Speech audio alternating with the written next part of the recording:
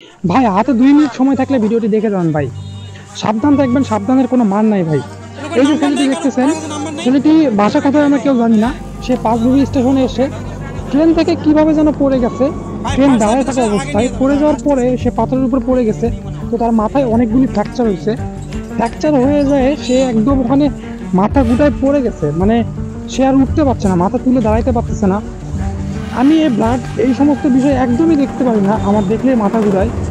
তো এই ছেলেটিকে দেখে আমি একদম থাকতেও পারি নাই ভাই, কারণ এই ছেলেটিকে অনেক লোকজন দেখতেছে, আসতেছে, বাট কেউ তার যে হেল্পে আসবে সেটা আসতেছে না, কেউ তাকে মানে তার কাছে যাচ্ছে না ভাই।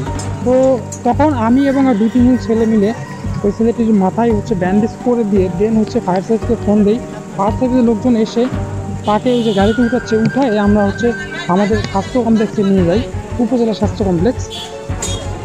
তবে আমি হাজারোবার স্যালুট জানাবো ফায়ার সার্ভিস কর্মীদেরকে। এদেরকে ফোন দেওয়া মাত্র এরা যেখানেই থাক না কেন একদম উড়ে আসে বলা চলে।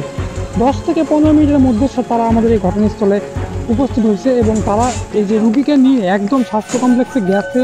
এই দেখেন নামাচ্ছে, রুগীকে নামায়ে রুগী একটু সুস্থ আছে এটা ইনশিওর করার পরে তার মাথায় অনেকগুলো ব্যান্ডেজ পড়ছে, প্রায় 8টার মতো সেলাই পড়ছে। তো এই সমস্ত বিষয় ইনশিওর করার পরে তারা ওখান থেকে চলে আসছে। আমরা রুগীটার ফোনটা পাই নাই। তো রুগীর টাকা পয়সা যেগুলো ছিল সেগুলো আমরা সেভ করতে পারছি, বাট তার ফোন আমরা সেভ করতে পারি নাই। ফোনটা কেউ বা কারা নিয়ে নিছে অথবা হচ্ছে হারাই গেছে পড়ে যাওয়ার পরে, আমরা জানি না।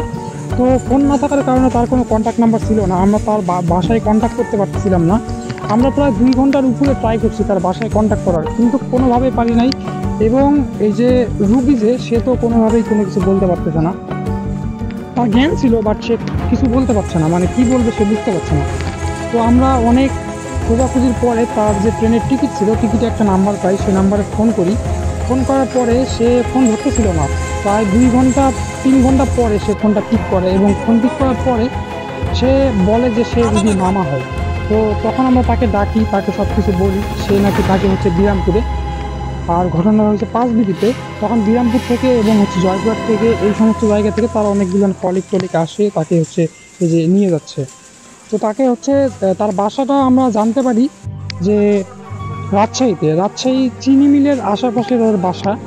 তো তাকে ওই তার মামারা এসে নিয়ে যায়। নিয়ে যাওয়ার পরে আমরা খবর নিয়ে দেখছি সে নাকি ভালো আছে, সুস্থ আছে। তো বিষয় হচ্ছে ভাই আমাদের যে এই যে সোশ্যাল ওয়ার্ক এই জিনিসগুলো ভাই আমাদের মধ্যে কেউ করে না ভাই, এগুলো করা খুবই জরুরি। কে কখন কোথায় বিপদে পড়বো ভাই এটা কেউ জানি না। আজকে আমি যদি কাউকে হেল্প না করি ভাই, আমাকে পরের দিন কেউ হেল্প করবে না ভাই। আমরা হয়তো বা মানুষ আমরা বুঝতেছি না, কিন্তু উপরে একজন আছে ভাই, হেল্প করতে হবে ভাই। তো যাই হোক, আপনারা যদি ভিডিওটি ভালো লাগে অবশ্যই ভিডিওটি শেয়ার করবেন অ্যান্ড হচ্ছে লাইক করবেন, আর সবার মাঝে ছড়িয়ে দিবেন, সবাই যেন মানুষকে বিপদে পড়তে দেখলে হেল্প করতে এগিয়ে আসে। কারণ মানুষ মানুষের জন্য ভাই, আপনি হেল্প না করলে আপনাকে কেউ হেল্প করবে না ভাই। কে কখন কোথায় বিপদে পড়বে কেউ জানি না ভাই। Thank you so much.